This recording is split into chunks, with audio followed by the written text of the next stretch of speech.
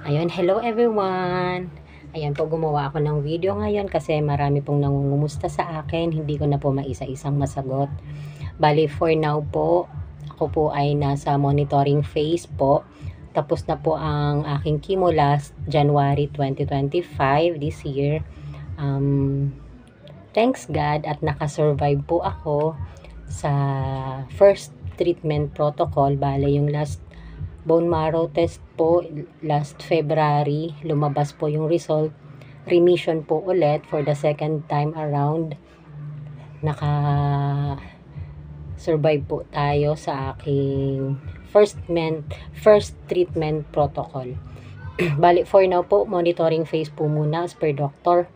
Bali, ang advice niya sa akin, possible bumalik po yung cancer, pero hopefully and praying pa rin po na sana po tuloy-tuloy na yung paggaling ko and sana hindi na bumalik.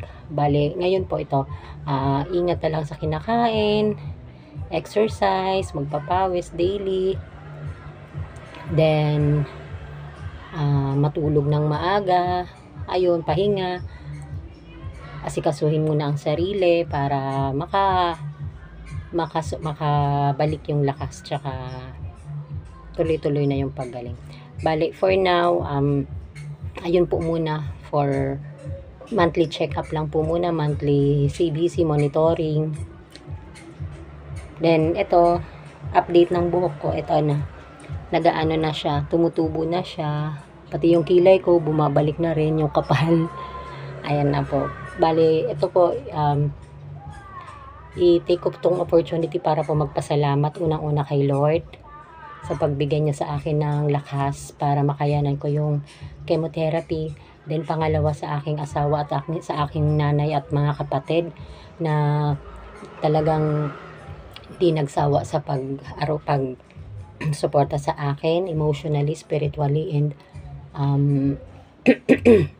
physically. Bale, marami pong pagsubok pero kinaya po dahil po sa tulong ng mahal na Diyos at tutulong po ng aking pamilya. Salamat din sa lahat ng tumulong financially, spiritually, physically, yung mga nag-donate po ng dugo. Maraming salamat po. Mga nag-donate financially, grabe po yung tulong na yun kasi for now talaga nung during chemo kasi hindi nakakapagtrabaho yung asawa ko, walang sahod or wala na kami ibang makuha na financial support. So kayo nandyan po, kayo para sa amin, tumutulong. Maraming salamat po. Yan po nagbibigay po lakas para sa amin.